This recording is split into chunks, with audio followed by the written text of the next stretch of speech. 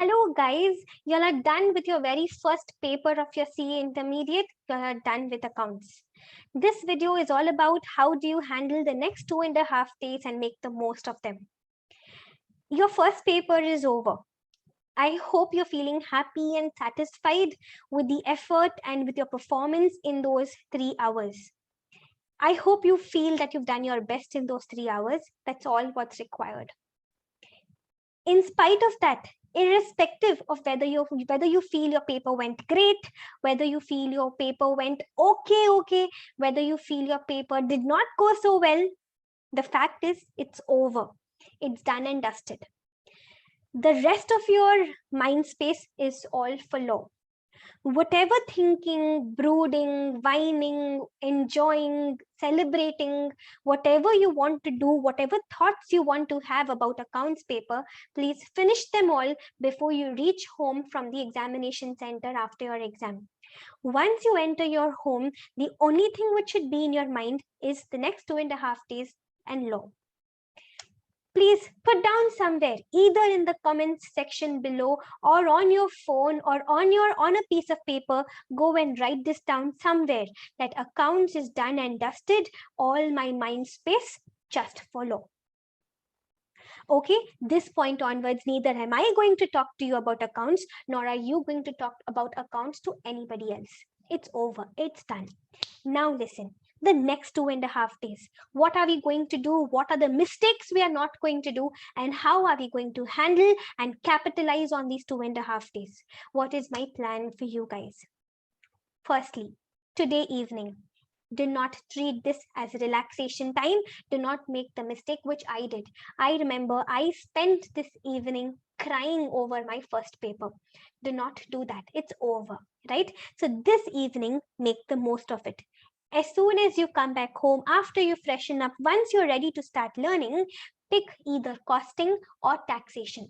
I don't think this evening you need to spend for law. I think it can be better utilized for costing or taxation. Either some easy chapters in costing or a little bit of GST or a little bit of income tax. Finish off some concepts today so that before those examinations, you have some mental satisfaction that, okay, at least those chapters I am done with. Okay, so rule number 1, please make use of today evening also, but either for costing or for taxation. All right, so this is done. Now, when you wake up tomorrow morning, you will start with other laws. Yes, other laws and not company law. One of the biggest mistake that students make is that they spend all their energy, they give all their attention to just Companies Act, and only towards the end they realize, oh, we have other laws also. By that time, it's too late. Now, why do I keep stressing so much on other laws? One simple reason, guys. In other laws, you have less to study and it's quite a lot of marks. For 40 marks, what you have to study is way less, especially when compared to your 60 marks company law. And also another reason I'll tell you, in other laws, it's pure conceptual. There are no procedures here. So the chances of you learning and forgetting are lesser here.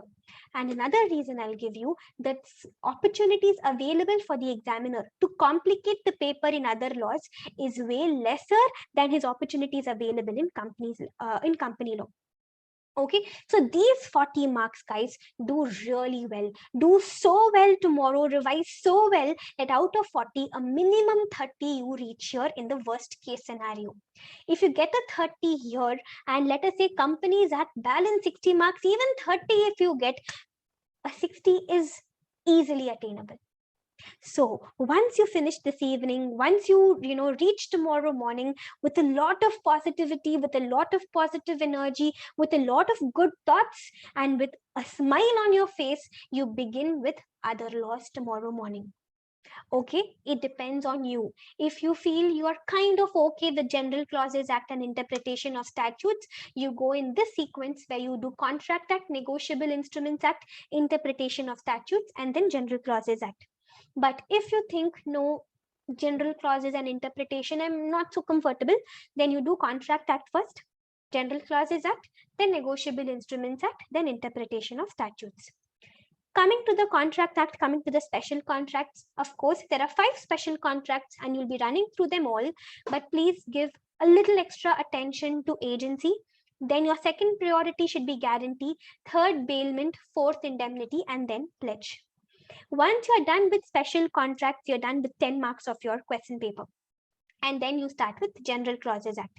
Now, under General Clauses Act, pay a little extra attention to documents, document definition, affidavit definition, then service by post, that concept, then preamble, good faith, especially the differences between the General Clauses Act definition of good faith and the civil law definition of good faith. Also pay attention on repeal and immovable property. Repeal section 6, effect of repeal, those 5 points, and the meaning of immovable property. All right, both of these you should be almost done by lunch, let's say 2:30, you should try finishing off. Then once you're done with these 2 chapters, now you freshly start off Negotiable Instruments Act. Negotiable Instruments Act, do really well. Minimum 10 to 12 marks from this chapter, you should be able to ace properly. Okay, so Negotiable Instruments Act, give a little extra focus on accommodation bills, trade bills, then section 138, dishonor of checks, section 143A and section 148, your interim compensation sections, then acceptor for honor, holder in due course, maturity of instrument, endorsement and different types of endorsements, and HIDC. All right, this, let us say you should be done by around 4:35, or let's say maximum 5:30. Then you start with interpretation of statutes. I know if at all you find anything difficult in other laws, it would be interpretation of statutes. And I also know many of you have already made up your mind that you are going to skip interpretation of statutes. Please do not skip it entirely. If you feel this chapter is just not getting into my head, at least do these concepts. Differences between interpretation and construction, Hayden's rule, Aegistum generis, Nositera sources, and the internal aids. At least do this much. Please do not skip it entirely. All right, guys. So tomorrow will be your preparation for 40 marks of your question paper. Out of those 40, 30 marks is for sure by your revision tomorrow. All right. By the time you reach the end of interpretation of statutes, you would be almost saturated. Your brain would be begging you to just go sleep. But put in a little extra effort, a little extra time, guys. Stay up a little more and finish off the easy concepts in company law. Once you are done with these 4 chapters, a major chunk of your syllabus you are done, all right? But in spite of doing so much tomorrow, put in a little extra effort and finish off these simple chapters. Maximum 1.5 hours it will take you for these 4 chapters. 1.5 hours is like upper limit. The basic concepts, the incorporation of companies, MOA, AOA, and the doctrines. In this part, when you come to this part, focus more on MOA, AOA, and doctrines. And in incorporation, please don't forget to revise section 10A. Section 10A and also the orders which NCLT can pass. Remember, you must have learned in the incorporation chapter that what if a company gets itself registered by furnishing wrong information? Then what powers does the NCLT have? Those 5 powers. Make sure you revise at least these 2 concepts under incorporation a little extra well. Okay, so once you are done with this 16th, you're done with another day, a lot of learning. Go to sleep with satisfaction, with happiness that yes, you've put in your best. Before I forget, on 16th, please try keeping 2 hours for our revision. I'll be doing a live YouTube revision where we cover important concepts in each chapter. I mean, little we will do across all chapters, just, especially keeping in mind the past examination trend. So what would be the probable questions for May 2022? So with that perspective, I've prepared a list of concepts to discuss with you all for tomorrow, concepts which I think are probable in your examination. All right. So try keeping 2 hours tomorrow for that. From 3 to 5 p.m. we will be doing that. In case you don't find the time for that tomorrow, it's okay. The session will be there on my YouTube channel even after the session. So on 17th or on 18th morning, whenever you have the time, just quickly run through that video once. All right, it will help you brush up with your important concepts for the exam, for your law exam. Once you're done with 16th, the next day, 17th, another full day you have, and this is when your major Companies Act learning will happen. Again, with a lot of positivity, tell yourself nice things and then begin your learning on 17th. Start with share capital chapter. All right, share capital and prospectus, these two chapters put together, easily around 15 to 18 marks you can expect. MCQs and descriptive questions both put together. All right, in your share capital chapter, pay a little extra attention to buyback, reduction of share capital, and alteration of share capital. All right, in your prospectus chapter, pay attention, a little extra attention to transfer of securities, private placement, forged transfer, and underwriting commission, and yes, of course, irregular allotment and red herring prospectus. All right, and shelf prospectus also, I'm sorry. So 17th, your morning will begin with share capital and then prospectus, two of the nice important chapters of your company law. After doing these two big chapters, you would feel like relaxing. And how are you going to relax? Through these two chapters, deposits and charges, these two small chapters. I've seen a lot of students give a sort of a stepmotherly treatment to these two chapters because they are small chapters. They start feeling like they are not important chapters. Listen to me carefully. Deposits and charges from these two chapters put together, a minimum 10 marks is what you can aim for. And again, these two chapters, they cannot complicate. In the deposits chapter, do the exclusions part really well. The list of exclusions, transactions which are not considered as deposits, do those exclusions really well, then the meaning of eligible company and the concept about preparation of the circular, and also the term of deposits, what should be the term of deposits, 6 months, 36 months, and all that. All right, so do deposits and charges. Please do not compromise on these two chapters. Minimum 10 marks, little to study, and 10 sure marks, okay? And chances of complication in these two chapters very, very low. 30 marks out of 40 in other laws, plus these 10 marks, 40 you are done here itself. Okay, so on 17th morning, share capital, prospectus, deposits, charges, and then after this, you've done two small chapters. Now you have the stamina for a big chapter. You will take up accounts of companies. Okay, till charges, you should be able to finish off by, let us say, 5:30 latest.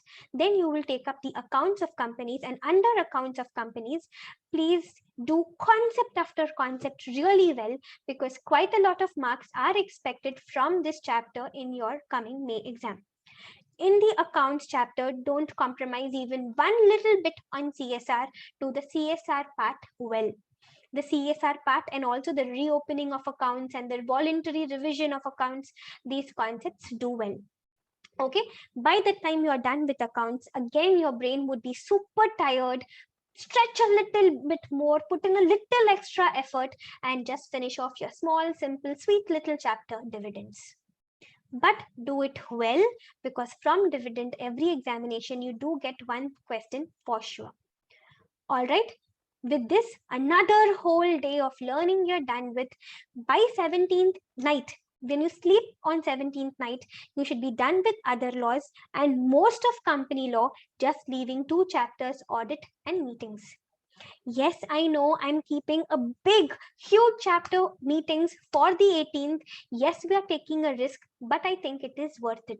The reason, because if you do meetings on 17th or on 16th, you will end up spending too much time on that chapter, ignoring automatically other chapters.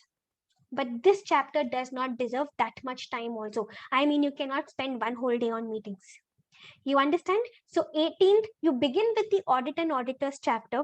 Let's say 2 hours you finish that. Then finish the meetings chapter, and you should still be left with at least 2 hours before the examination.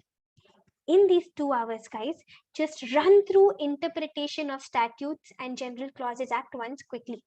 Okay, just revise, just glance through, just flip through the pages and just give it one glance in case some definition you want to read again, or in case some concept you want to see once again.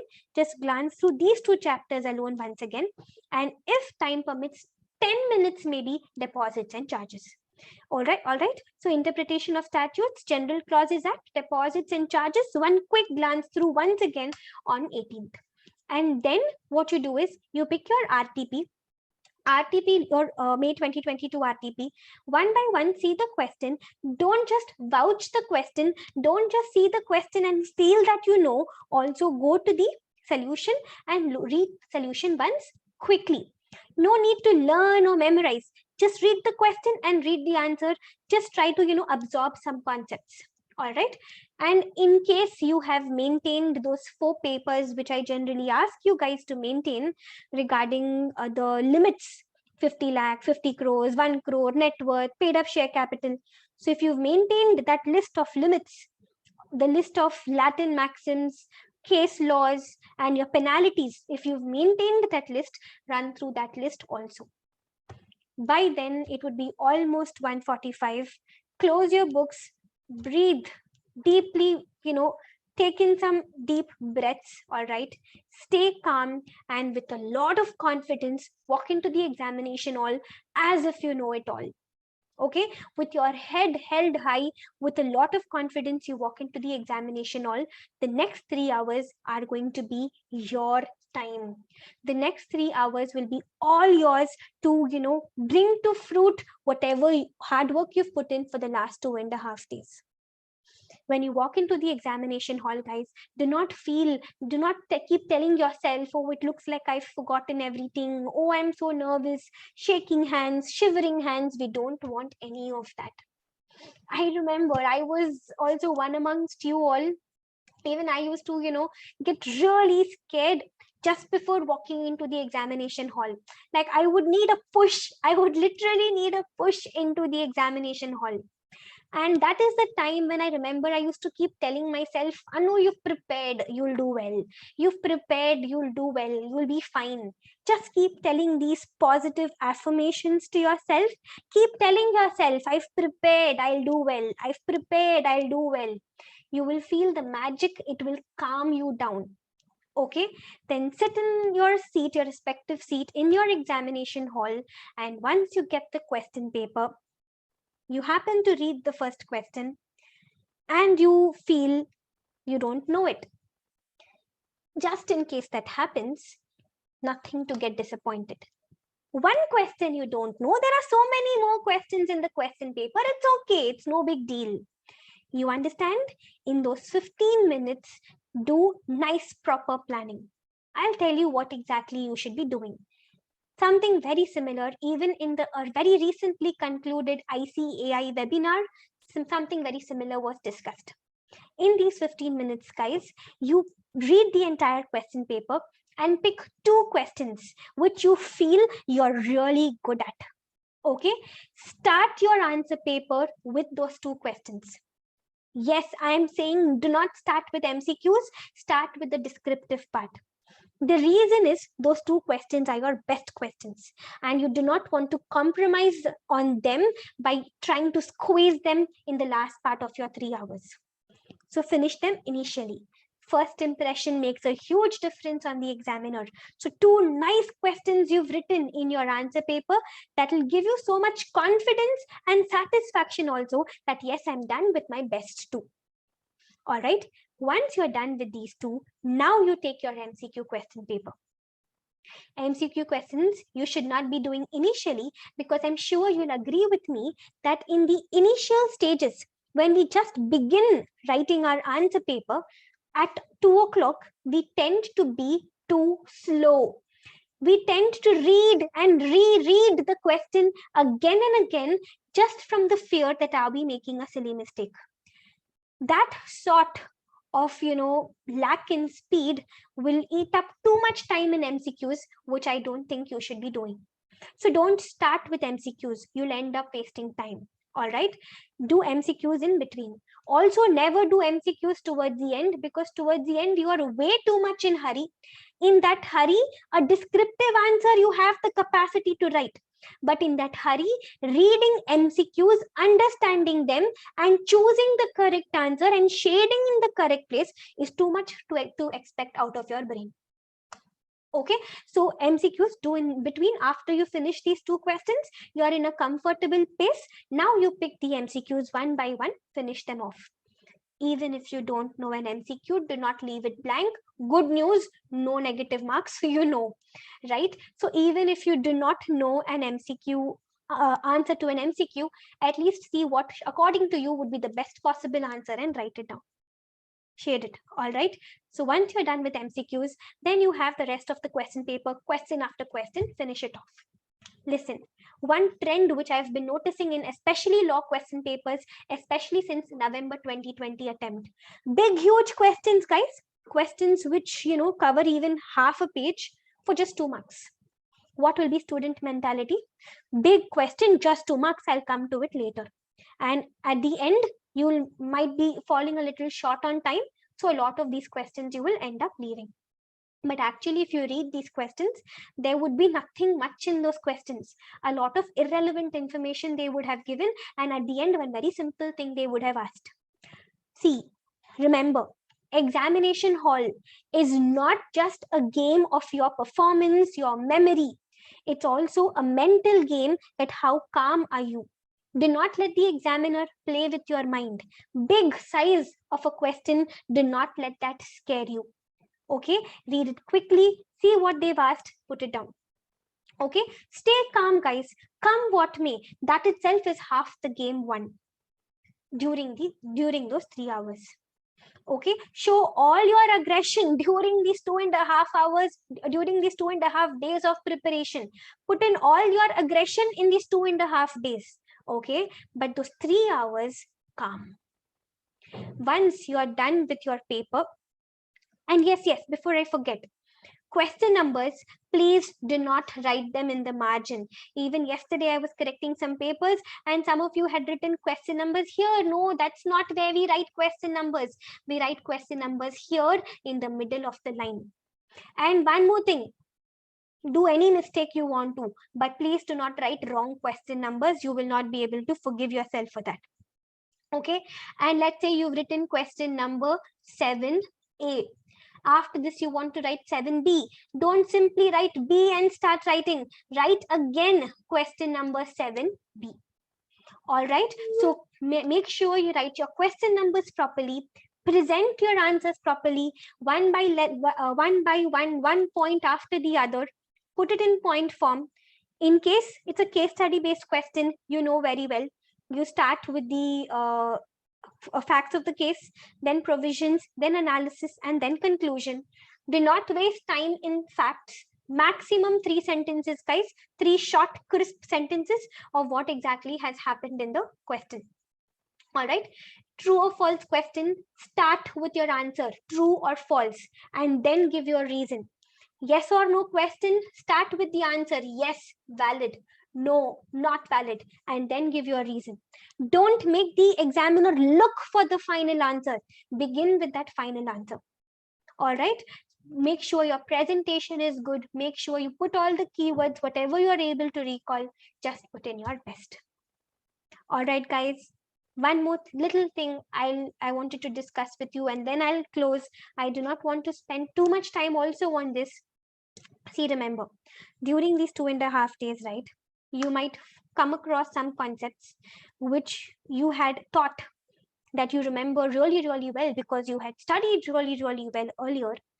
But when you try to recall in these days, you may have tended to forgotten. It's okay. You have forgotten, it is fine. Instead of wasting the next 5 to 6 minutes getting tensed up that, oh, I'm forgetting like this. Instead of getting worried, getting negative, it's okay. Spend in another 2-3 minutes, read through again, you will recall.